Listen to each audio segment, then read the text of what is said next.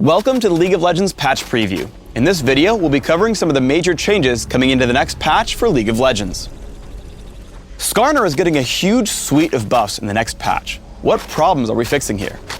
One thing about Scarner, now that players have had a real good chance to figure him out and kind of get used to him, we wanted to see where he really stood versus where he needed to be. The main thing we wanted to change about him was his Crystal Slash had a scaling mana cost that went up as you ranked the skill, which constantly left Scarner out of mana and unable to do anything. We've flattened and lowered that mana cost across all ranks to make sure that Scarner can always be using the skill that's designed to be reusable and spammable. Scarner's attack speed per level was considerably lower than where it probably needed to be for a fighter who does a lot of auto-attacking. We brought that up by a significant amount. You know, Scarner's using his Crystal Slash a lot, and he's also auto-attacking to bring that cooldown down. Without the attack speed per level, he's just not able to do that as effectively as he needs to.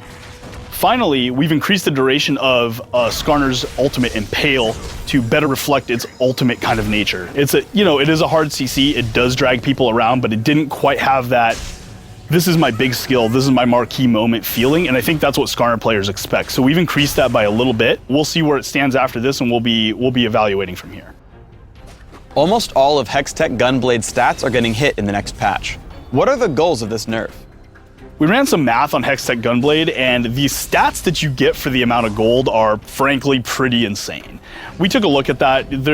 For these hybrid characters, you know, the Akalis, the Ajax, those guys that are out there, they're getting so much gold value from this single item that it just makes sense that they buy this and they go from, hey, this guy was manageable, into, holy crap, what do I do now? Instead of hitting any one thing significantly, we've tried to hit everything a little bit to make it so gunblade still feels like the item that people are buying that they have fun with, but it's not quite as powerful.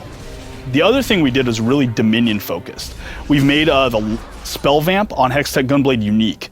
What you're seeing on Dominion in this kind of like more skirmishy, dueling kind of game that goes on there is people using the spell vamp with stacked gunblades to become essentially invulnerable to one or two targets at a time. You know, we're seeing this again on Akali and Jax, also on characters like Cho'Gath and other characters you wouldn't expect to necessarily do this. That usually signifies a problem.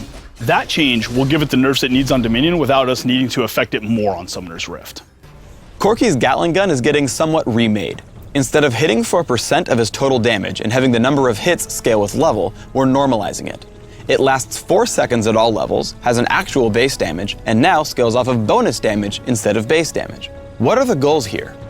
Gatling gun's kind of an old school skill that it's a little clunky and needs a little help.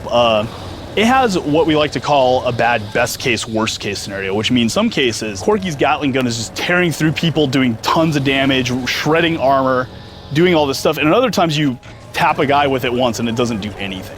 We don't like that about it. I don't think Corki players are particularly attached to that. So what we did is, instead of making the duration scale as it goes up, we made it a flat rate that's in the middle. We actually give it a base damage as well as scaling, and we've actually bumped kind of that base damage up from deriving out of his total attack damage into its own value.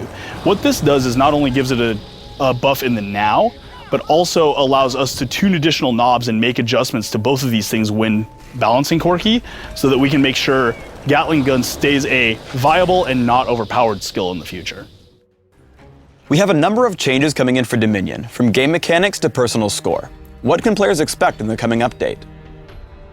We do have some Dominion-specific changes. You know, a lot of people have had a chance to play Dominion, get their impressions about it. Everybody does have their favorite strategies they're starting to fall into now. While we do want to let the metagame settle, because we think players will find a lot of things to counter things they may think are too strong now, there are some adjustments we want to do in the short term that we know are problems and that we can address immediately. One new system we introduced to Dominion was the idea of personal score. The old kind of kill-death assist ratio thing wasn't a good indicator of who is doing well on Dominion and who is doing poorly. We think players really enjoy being able to measure themselves up against the other players in the game. The problem with personal score currently is that it doesn't reward all the actions that make you successful as a team in Dominion. It really does a good job of rewarding offense and kills, but it does not do a good job of rewarding minion pushing or defensive points. And those are really important actions in Dominion, as I think a lot of people have started to figure out more and more as time's gone on. So what we've done is we've increased the amount of personal score you gain from actively defending points against opponents, as well as increased the personal score gain from pushing minions. This will mean if you're that player that goes bottom and does the lane pushing and messes around with the bottom while your team fights top, instead of coming out of it with a lower score regardless of your performance, your score will start reflecting your contribution to your team. One of the changes that looks smaller on paper than it actually is the Ambient XP reduction. We've reduced Ambient XP by about 10% for all characters. One thing we're seeing a lot on Dominion is hyper carries and very rapidly scaling characters are seeing a lot of play and a lot of dominance on Dominion. And one of those things that's contributing to that is the inevitability of a late game. This XP nerf is going to reduce the inevitability of that into closer or longer games. So when you take a hyper carry champion, instead of being like, I know I'll get to this point and then I will dominate, you go, if the game gets to this point, I know I'll be stronger, so I'm kind of betting on a long game. This allows teams to develop strategies around these hyper carries and around that different game length. We'll be looking at this as a general balancing point in the future. We wanted to start with the 10% XP reduction, and we're going to continue to look at XP, gold, and other factors that are determining game length and scaling of characters.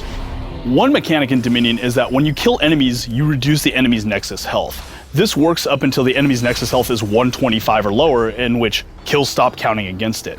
What this change aims to do is to make sure that that early game matters. Right now we're seeing a lot of teams get to the 125 to 125 state regardless of the early game actions, and we don't think that's a good differentiation of skill. We think early game should matter, mid game should matter, and late game should matter. And this change is one step in the direction of making that be completely balanced and even. We'll be looking at more adjustments as we go forward, but we think this is going to have a pretty major impact on making sure the most skilled team wins every game of Dominion. Thanks for tuning in to the League of Legends Patch Preview. Please subscribe to the Riot Games YouTube channel and don't forget to thumbs us up just below the video.